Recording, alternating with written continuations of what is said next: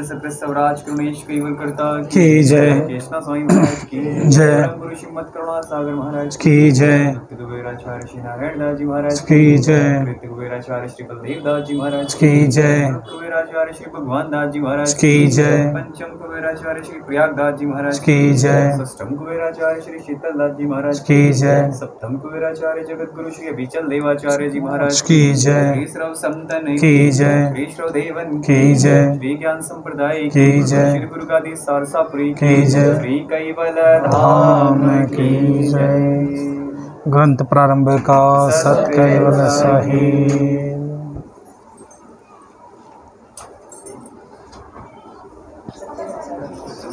कैवलं चिदेनं भव्यन्नं वयेनं दिगेनं लघूयं अमोहं ममस्तु निरालं नराणम् अहर्नं वयेनं नयेति नरेणं प्रणायं परन्तु जपेनं जपायं भयानं मयानं मनाति मगोऽयं स्वयं तं समस्तु जहाना दाता दयान्नं विच्छन्नं विनय जय करोति विवर्जित वस्तु विधि वेदन्तम् अचन्तेन चन्तन सुनाति सनाथं जनाथ अनंतो अगाधं बोधं लहे जन्महादं कुबेरं ते मम नमामि नमस्तु कुबेरं ते मम नमामि नमस्तु। श्रीमद् करुणा सागर महाराज की जय। कैवल धाम की जय। जगत गुरु श्री अविचल देवाचार्य महाराज की जय। चतुर्मास कथा प्रारंभ का प्रथम अंग जुग कार्य दीपक आद सजोत शीत विद्युत बड़वानल पंचमो आक्र उधोत छठे दहन दिव्य सबन को परले काल जमुंज त्यों आचारज सबन की अधिकम नुन समूज देह सकल ब्रह्म अगन से नाम रूप गुण चेत गणनामित नामी को कहु कबीर लावेत।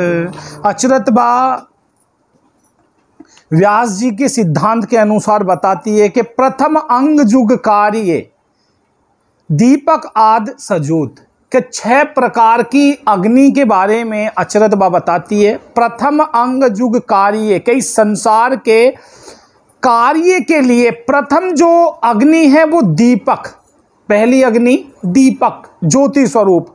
आद सजोत आदि से है वो दीपक जैसी अग्नि जिसको हम दीपक की उपमा देते हैं। दूसरी शीत अग्नि, तीसरी विधुर्त अग्नि, चौथी बड़वानल नाम की अग्नि और पंचमो अर्क उघोत, अर्क कहते हैं सूर्य को।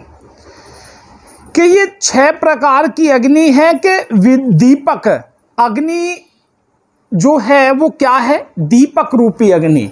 तो जो दीपक रूपी अग्नि जल रही है, जो दिव्य परम गुरु के सामने जो दीपक रूपी अग्नि जल रही है, ये अग्नि साक्षात है, ये अग्नि साकार में है, ये अग्नि पूर्णता चेतन में है।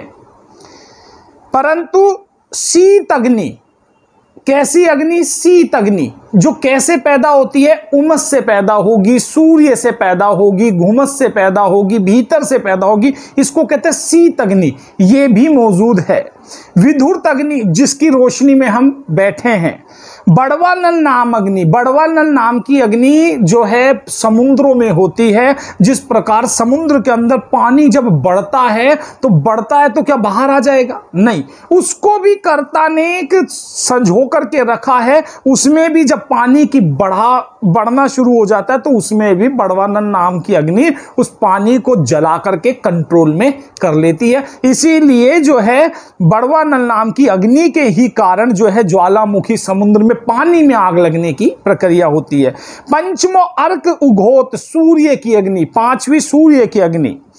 छठो दहन दिव्य सबन को, छठी दहन दिव्य सबन को परले काज मुंज के छठी जो है वो है महद अग्नि। महद अग्नि क्या करती है? पूरा प्रलय करेगी, पूरे संसार को प्रलय करेगी। और अग्नि का मतलब है दहन करना, दहन का मतलब है समाप्त हो जाना। तो जिस प्रकार छठे दहन दिव्य सबन को परले कालज मुंज पूरे विश्व का नाश करने वाली महद अग्नि है, त्यों आचारज सबन की अधिक नुनु समुझ के जिस प्रकार 6 प्रकार की अग्नि, 6 प्रकार की अग्नि के सबके अपने अपने कार्य हैं। 6 प्रकार की अग्नि के सबके अपने अपने कार्य हैं, सबकी अपनी अपनी प्रक्रिया है। परंतु जिस प्रकार 6 प्रकार की अग्नि अलग अलग है, उसी प्रकार सभी आचार्यों के मत अलग अलग हैं। आचार्य जरूर है, अग्नि जरूर है, ताप जरूर है अग्नि में, लेकिन सभी अग्नि अलग है। उसी प्रकार सभी आचार्य भी अलग अलग है। सब में ज्ञान है, सब में विवेक है, लेकिन सबकी मति, सबकी चेतना, सबकी शक्ति और समझाने की कला और उनका कृत और सर्जनहार सबका अलग अलग है। अचरज बा कहती है दहन सकल ब्रह्म अगन से नाम रूप गुण जेत कि जो नाम रूप गुण वाली जो अग्नि है, जो नाम रूप गुण वाले देव है, जो नाम रूप गुण वाले कृत हैं, जो नाम रूप गुण वाली प्रकृति है, उसको तो सभी संसार में जानते हैं। उसको जानने के लिए तुम्हें प्रमाण की जरूरत नहीं है, वो दिखाई देती है। जैसे सूर्य है, दिखाई दे रहा है, वनस्पति ये दिखाई दे रही है। अचरज बा कहती है दहन सकल ब्रह्म अगन से नाम रूप गुण चेत पण नामातीत। नामातीत मैंने पहले उदाहरण दिया था, उत, इत और लास्ट में तित। उत माने देवलोक, इत माने पृथ्वीलोक, तित माने नाम गुण रंग रूप से अलग जो है सर्जनहार। उसके लिए कहा पण नामातीत, नाम के बगैर जानने वाला नामा को कोई बिरला वेत, कोई बिरला उसको जानता है। तो कई बार हमें कई चीजें ऐसी दिखाई देती है कि जिसका हमें नाम नहीं आता। जैसे बच्चा स्वप्न में डर गया और वो बता नहीं पा रहा, देखा तो है लेकिन बच्चे की माता को पता चल गया बच्चा स्वप्न में डर गया, लेकिन डरने के बावजूद भी बच्चा उस आकृति को बता नहीं पा रहा। तो वो कैसी है? उसके लिए तित, देखी लेकिन तित है, वो बता नहीं सकता, कुछ कर नहीं सकता। तो वो अचरज बा कहती है कि जो दहन सकल ब्रह्म अगन से, कि जो जो सब चीजें साकार रूप में नाम रूप गुण हैं उनके साथ, वो तो दिखाई दे सकता है, पर नामातीत नाम को कोई बिरला ही चेत, कोई नाम के गुण के बगैर जो सर्जनहार है उसकी कल्पना और उसको चेतने का ज्ञान कोई बिरला ही जन करेगा।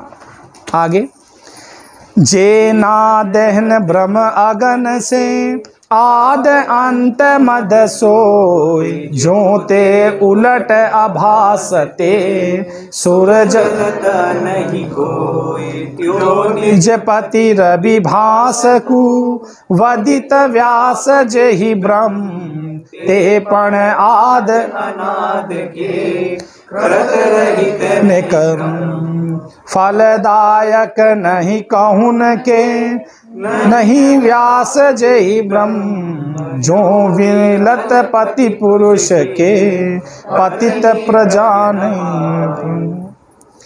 अचरज बा कहती है कि जैना दहन ब्रह्म अगन से आद अंत मध्य सोए, निज चेतन अंश सर्जनहार का निज चेतन जो है अंश है, वो महद अग्नि में भी नहीं जलता। वो चेतन है और वो चेतन ही रहता है। वो चेतन क्यों है? वो सर्जनहार का अंश है। तो जो हमारे भीतर अंश है सर्जनहार का, वो नहीं जलता। जे न दहन ब्रह्म अग्न से, वो ब्रह्म अग्नि से नहीं जलता। आद अंत मध्य सोए, वो तो आदि अनादि युगों युगों तक सर्जनहार के साथ है। जो ते उलट आभासते, कैसे? सूर्य है, सूर्य की अग्नि से जलता है ये शरीर, सूर्य का टेम्परेचर बढ़ता है तो जलता है ये शरीर। लेकिन अगर सूर्य के प्रकाश की अग्नि को लेकर किसी माध्यम से और वापस सूर्य की तरफ भेजे तो सूर्य जल जाएगा क्या? नहीं जल सकता ना। तो सूर्य जल सकता नहीं, लेकिन सूर्य में जो प्रकाश है वो जला सकता है, लेकिन वो सूर्य का प्रकाश दीपक नहीं जला सकता। वो दहन किसका करेगा? जो उसके विपरीत चीज है उसका दहन। अग्नि है ना सूर्य में, भास है ना सूर्य में, प्रकाश है ना सूर्य में, और अग्नि का स्रोत सूर्य है, पर दीपक नहीं जला सकता। क्यों? क्योंकि सूर्य के अंदर भास अग्नि है, वो चेतन अग्नि नहीं है। जो चेतन अग्नि है वो जलाएगी दीपक। तो अचरज बा कहती है, जो ते उलटा भासते सुर जल नहीं कोई। देह को सूर्य की तप को लेकर के और वापस सूर्य की तरफ भेजा जाए कि सूर्य जल जाए, तो वो जलने वाला नहीं है। फिर कहा, त्यों निजपति रवि। तो निजपति कैसे हैं? रवि। रवि की उपमा दी सूर्य की, कि सर्जनहार सूर्य के समान है और सर्जनहार का प्रकाश अलग है। तो यानी कि भास और प्रकाश, एक प्रकाश दिखाई देता है लेकिन प्रकाश में उत्पन्न होने वाली जो गर्मी है महसूस होती है, भास, वो हमें पता चलती नहीं लेकिन महसूस होती है। तो कहा, जो निजपति रवि के सर्जनहार कैसा है? जो निजपति रवि भास को वदित व्यास जय ब्रह्म ते पण आद अनाद के वो तो आद अनाद का है, कृत रहित ने कर्म। के ब्रह्म जो है वो सर्जनहार का कृत है, लेकिन वो कर्म और गुणों से अलग है, वो उसको लागू नहीं होती। फिर कहा कि फलदायक नहीं कौन को। अब ब्रह्म किसी को फल नहीं देता। क्यों? वो कर्ता का कृत है और चेतनता से रहित है। नहीं व्यास जय ब्रह्म, व्यापक ब्रह्म कोई फल दे नहीं सकता। नापक, मापक और व्यापक। तो नापक को तो नापा जा सकता है, व्यापक को महसूस करा जा सकता है, लेकिन जो नापक और मापक से अलग है उसको हम कैसे पकड़ेंगे? उसको हम कैसे देखेंगे? उसका अनुभव हम कैसे करेंगे? तो ऐसा सर्जनहार है जिसका अनुभव किया जा सकता है, लेकिन हम उसको बताएं कि वो ऐसा है, वो लंबा इतना है, चौड़ा इतना, तो ये उसका प्रमाण नहीं है। अचरज बा कहती है, फलदायक नहीं कौन को, नहीं व्यापक जय ब्रह्म, व्यापक ब्रह्म कोई फल देता नहीं है। कैसे? उदाहरण दिया, जो बिंदुल पति पुरुष के पतित प्रजा न पाए।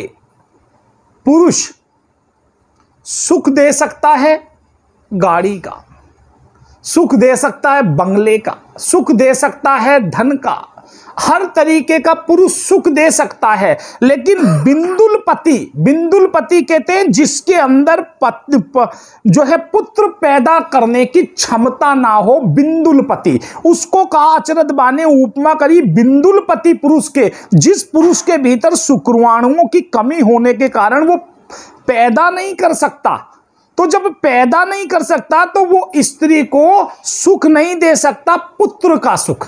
तो ब्रह्म भी ऐसे ही है, नहीं व्यापक जय ब्रह्म, ब्रह्म जो है ऐसे है जैसे बिंदुल पति, सुख दे सकता है। इसीलिए सुख की कामनाओं के कारण, तेज की कामनाओं के कारण, कर्ता के कृत्य के कारण जो विभिन्न मत हमने पीछे पड़े, वो सभी मत लास्ट में जाकर के किस में पहुंचे? ब्रह्म में पहुंचे। तो पर यहां अचरज बा ब्रह्म को बताती है कि वो ब्रह्म अकर्ता है, वो कुछ करता नहीं है। फिर कहा, रवि कर तेज प्रकाश ते उदय अस्त लहु सोए। अब सूर्य उदय भी होता है और अस्त भी होता है, परंतु उदय अस्त होने के दौरान जब वो उदय होता है तो उसके अंदर तप की कमी, फिर वो बढ़ता चला जाता है और उसमें तप भी बढ़ता चला जाता है। फिर जिस प्रकार तप बढ़ता चला जाता है उसी प्रकार उसका तप घटता भी चला जाता है। लेकिन जब सूर्य पूर्ण रूप से अपने तप में आ जाए तब भी वो धरती पर अग्नि नहीं जला सकता। सूर्य से यदि अग्नि उत्पन्न होती तो वनस्पति में लगने वाली आग आपस में बांसों के टकराने से ही नहीं लगती। उसको कौन सी अग्नि, इसमें 6 प्रकार की अग्नि, शीत अग्नि उसको कहते हैं। शीत अग्नि जो जंगलों में अपने आप लग जाती है वो शीत अग्नि है। वो ऊष्मा से, पेड़ों के टकराने से, एक गर्मी से अपने आप लगी और उसकी अग्नि को रोक पाना मुश्किल होता। उसके अंदर जो जितना तेज लगती गई उतनी तेज जलता चला जाता है। लेकिन सूर्य में ये तप नहीं कि वो उसको बुझा ले। तो कहा कि जो रवि तेज प्रकाश ते उदय अस्त लयित सोए, के रवि अस्त भी होता है, उदय भी होता है और अपने पूरे वेग में जब वो आ जाता है तो पूरे वेग में आने के बावजूद भी वो साकार चेतन अग्नि उत्पन्न नहीं कर सकता। परंतु जब सूर्य का प्रकाश वेग में आ जाता है तो देखा होगा कई बार हम लेंस में से जब उसको छान करके, सूर्य की रोशनी को लेंस में से लगा करके किसी पदार्थ को जलाना चाहे तो जल जाए। तो सूर्य क्यों नहीं जलाया डायरेक्ट? उसके बीच में उस लेंस में ऐसी क्या कला उसमें जगह? क्यों? वो परिवर्तन कर दिया अग्नि को। जो लेंस है सूर्य की अग्नि को चेतन अग्नि में परिवर्तन करा और तुरंत आग लग गई। तो सर्जनहार भी चेतनता में विराजमान है और गुरु जो है परम गुरु श्रीमद करुणा सागर महाराज, वो एक ऐसी ही चीज है जो चेतन अंश को चेतन अंशी से मिलाने की बात करते हैं। परम गुरु जगत के अंदर आए तो एक ही चीज लाए, अंश के हित की बात लेकर के।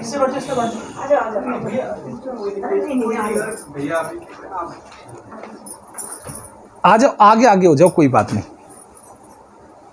वो तो एडिट तो करेंगे ही वीडियो, कोई बात नहीं, और आगे हो जाओ। आ जा देवेंद्र, यहां आ जाओ, आगे आ जा।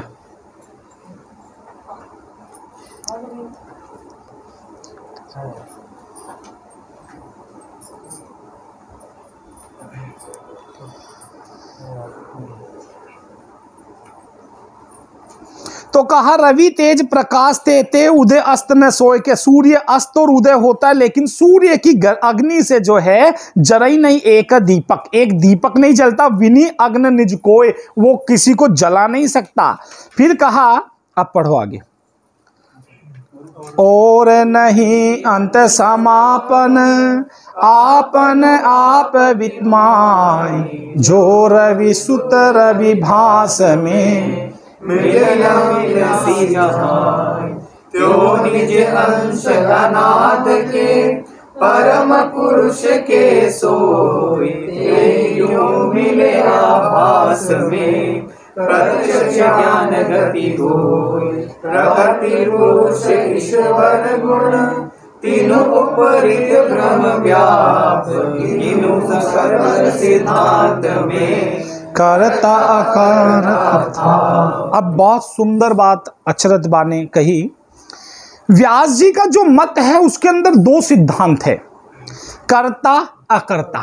मैंने कल बताया था व्यास जी विश्व में सबसे प्रसिद्ध हुए क्योंकि व्यास जी ने सभी मतों को, सभी धर्मों को, सभी जीवों को जैसी जैसी चीजें चाहिए थी वैसी वैसी चीजें परोसी। कर्ता विष्णु, ब्रह्मा, शिव, शक्ति और गुण। अकर्ता जो ब्रह्म है वो अकर्ता माना, उसमें कोई कर्ता पद नहीं, वो अकर्ता है, वो कुछ करता नहीं। लेकिन ईश्वर कुछ करता है, शिव कुछ करता है, विष्णु कुछ करता है, लेकिन ब्रह्म अकर्ता, वो कुछ करता नहीं। तो व्यास जी ने ये 2 सिद्धांत माने, कर्ता अकर्ता। व्यास जी के 2 सिद्धांत, कर्ता अकर्ता। और व्यास जी के भीतर की बात अगर हम समझें तो व्यास जी ने कौन सा सिद्धांत अपनाया? अकर्ता सिद्धांत अपनाया अपने भीतर से। लेकिन जो उनके पास आया वो जिस सिद्धांत का जीव रहा उसको वैसा ही सिद्धांत से ज्ञान दे दिया। जैसे कोई एक डॉक्टर होता है ना, झोला छाप डॉक्टर, एमबीबीएस तो ना हो चाहे वो झोला छाप हो, तो वो खांसी का डॉक्टर खांसी की दवाई वाला आएगा तो खांसी की भी दे देगा, पेट में दर्द हो रहा तो पेट की भी दे देगा। वो सब चीजों की जैसे जैसे बताते जाओगे रोग दवाइयों गोलियां बढ़ती चली जाएगी, उसके अंदर सबकी दे देगा, मिक्स उसको करके खा लो। फायदा आता है तो ठीक, नहीं आता तो ठीक। लेकिन अगर उसको खुद को देखा जाए तो वो क्या है? डॉक्टर। तो उसने व्यास जी ने भी ऐसे ही किया। जिस जीव जैसी इच्छा लेकर के व्यास जी तक पहुंचा, व्यास जी ने वैसा ही फल उसको दे दिया। कोई सरगुण की उपासना करने वाला हुआ तो सरगुण का किया, जो निर्गुण की उपासना करने वाला हुआ वो निर्गुण का किया, और जो उनसे ज्यादा टच में रह करके खोजबीन में रहा वो अकर्ता पद पर आया, जिसको ब्रह्म पद कहते हैं। अब और नहीं अंत समापन आपनो आप निज माए, अपने चेतन अंश में ब्रह्म समा सकता नहीं। इसकी खबर करनी है। मेन चीज अचरद बाई यही बताती है। कैसे? जो रवि सुत रवि भास में मिले ना मिलसी कोई। सूर्य जलाता है ये बात ठीक है, सूर्य जलाता है ये बात ठीक है, सूर्य का प्रकाश जला दे ये बात गलत है। तो चेतनता कहां है? सूर्य में।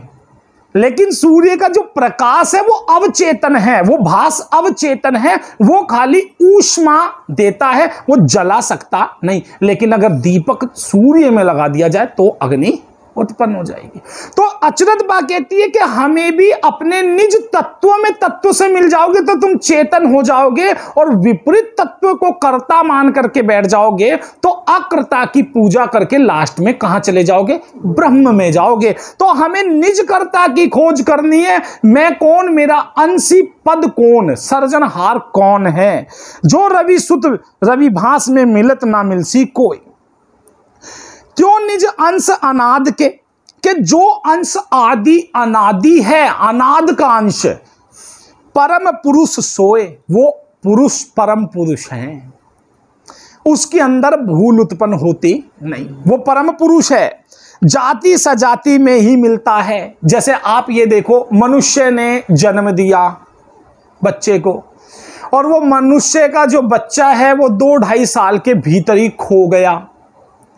15 साल बाद वो माँ बाप ही नहीं पहचान पाता, यही थे। तो वो सजाति का कहां हुआ? वो तो विजाति हो गई ना।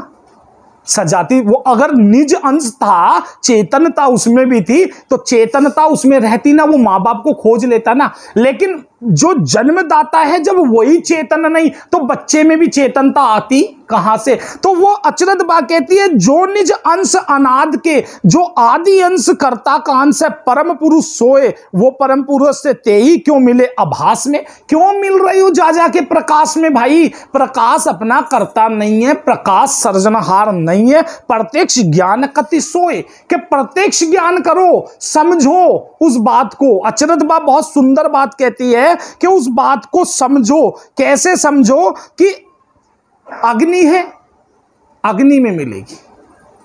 5 तत्व का पंचीकरण परम गुरु श्रीमद करुणा सागर महाराज का जब हम पढ़ेंगे तो उसमें देखेंगे। आप कभी भी, एक उदाहरण देता हूं, कभी भी देखिएगा जब मट्टी का ढला ऊपर आसमान में फेंकते हो तो वो नीचे आएगा। अपनी जाति में मिलेगा, सजाति में मिलेगा अपनी। क्यों? वो मट्टी का डला मट्टी में ही मिलेगा।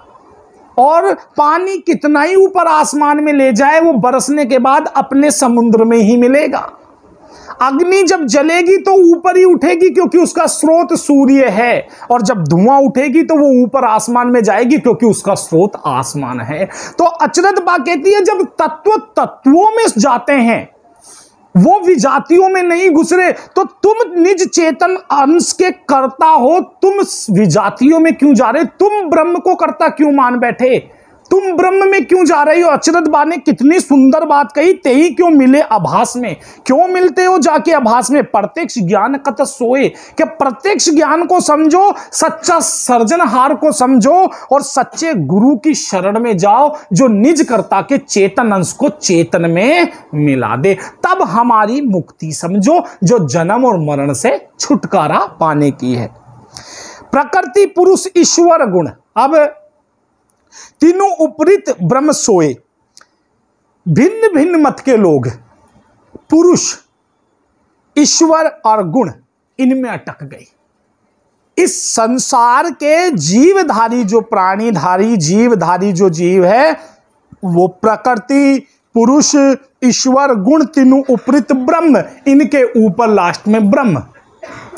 तो जो प्रकृति में गया, प्रकृति की पूजा किया, प्रकृति की आदि शक्ति की पूजा किया, वो तो प्राकृतिक में ही चला गया। जैसे कोई बच्चा है, वो एक मैदान में रोता है, वो बच्चा छोटा रोता है, वो बोलना नहीं जानता लेकिन रोता है। अब जब वो बच्चा रोता है तो अब रोते हुए बच्चे को देख के हर कोई उसको पकड़ेगा, पूछेगा। अब वो बच्चा बोल नहीं पाता पर रोता है। अब उसका कर्ता कौन बताइए क्यों रो रहा है? कैसे पता चले? इसकी मां खो गई कि इसका पिता खो गया, इसके जो है पेट में दर्द हो रहा है या कैसे पता चले? तो वो है प्रकृति, पुरुष, ईश्वर, गुण। उनको वो चीज अपने आप जब विलाप करने की प्रवृत्ति होती है तो प्रकृति में ये शक्ति है, विलाप करने वाली चीज को अपने आप पकड़ लेगी। जैसे गाय भैंसों के चोट लग जाती है, इनका कौन दुख हरता? अपने आप प्रकृति पकड़ेगी, उसमें मनुष्य का काम नहीं है। तो कितनी पहले ही कर्ता ने कितनी सुंदर सृष्टि बनाई है, कितनी उसने दिमाग लगा के सोच समझ के एक एक चीज बनाई है कि ये सब चीजें घटित होगी। प्रकृति, पुरुष, ईश्वर, गुण। अब पुरुष, जो पुरुष आदि पुरुष, जो शक्ति के पुरुष है, उनको पूजने लगे। ईश्वरीय शक्ति, मैंने पिछले ग्रंथ जब वाचन कर रहे थे उसमें बताई थी ईश्वरीय शक्ति क्या है। बीज और धरती के बीच में उगने वाली जो शक्ति है उसको ईश्वरीय शक्ति कहते हैं। अंश में चेतनता उत्पन्न करके और इस ब्रह्मांड में मोह में डालने वाली शक्ति को ईश्वरीय शक्ति कहा। गुण, उसके भीतर अलग अलग गुण हैं, रजोगुण, तमोगुण, सतोगुण। ये तीनों गुण सबके भीतर में मौजूद है। तो रजोगुण, तमोगुण, सतोगुण, इनके आधिपति देवों में जीव भ्रमित हो गया। कोई तमोगुण में चला गया, कोई रजोगुण में चला गया, कोई जो है सतोगुण में चला गया। तीनों ऊपरी ब्रह्म, और जो इनसे हटा, किससे? प्रकृति, पुरुष, ईश्वर, गुण, और इन तीनों से हटा तो वो कहां चला गया? वो लास्ट में ब्रह्म में आ गया। जबकि ब्रह्म ऊपर बता दिया कि वो बिंदुलपति के समान है, वो अकर्ता है, वो कुछ देता नहीं है। किनु सकल सिद्धांत में, सभी सिद्धांत में कर्ता अकर्ता थाप, और व्यास जी ने कर्ता अकर्ता ये थाप लगा दी। जो जिस सिद्धांत में गया उसको वही कर्ता मिल गया। तो अकर्ता को कर्ता मान बैठा तो वो उसमें भ्रम गया, और जो कर्ता को सर्जनहार में मान बैठा वो उसमें भ्रम गया, और लास्ट में जाकर के जो चीज मिली वो क्या मिली? ब्रह्म मिला। फिर कहा आगे, तेहि ईश्वर प्रकृति गुण, नहीं कोई कृतानाद, एहि निज कारण कृत, जो इत अखिल अपाद, सकल उपाधि ते ईश्वर, कलित तत्व तनु जीव, सो गुण वर्जित, अकरत ब्रह्म सदैव। ते ईश्वर, ईश्वर जो शब्द है ना, ईश्वर शब्द है, ये एक प्रार्थना का शब्द है। ईश्वर, हे भगवान, हे ईश्वर, हे परमात्मा, ये एक ऐसा शब्द है जो भीतर से इस शरीर के अंदर चेतना उत्पन्न करता है, आस्था की उपमा प्रदान करता है। तेई ईश्वर प्रकृति गुण, और ये जो प्रकृति है, इस प्रकृति के अंदर मैंने पहले बताया था कि इस प्रकृति के अंदर पांचों तत्वों की पूजा करते हैं, जल थल अग्नि आकाश पवन, इन पांचों की पूजा करते हैं। गुणधारी जीव, गुणधारी देवता, नहीं कोई कर्ता अनाद, इनका कोई कर्ता नहीं है, प्राकृतिक कर्ता नहीं है, क्योंकि प्राकृतिक में पांच हैं। अब पांच में कौन करता? पानी के, जल के, आकाश के, धरती, कौन करता? कोई करता नहीं है। प्राकृतिक अलग अलग है, उसमें कौन करता? गुण, रजोगुण, तमोगुण, सतोगुण, उनमें कौन करता? सब में भिन्नता है ना। तो जब एक ही चीज होगी तभी तो कैवल्य होगा, जो एक होगा वो कैवल होगा। यहां इसीलिए कैवल उपमा ही नहीं दी जा सकती, क्योंकि इनमें तो सब में, किसी में दो, किसी में तीन, किसी में चार गुण लगे हुए हैं। नहीं कोई करता अनाद के, इसका इनका कोई आद करता अनाथ करता नहीं है। यही निज कारण के कृत, और ये इस कारण क्या है? कृत है। तो कृत क्या होता है? जो उसका रूप है। जैसे हमारी परछाई हमारा कृत है, हमारी परछाई हमारा कृत है, लेकिन वो कृत कुछ करता नहीं। करता कौन? हमारे भीतर चेतन। हाथ उठाएंगे तो परछाई दिखेगी, लेकिन वो कुछ करती नहीं, क्योंकि कर्ता चेतन कहीं और है।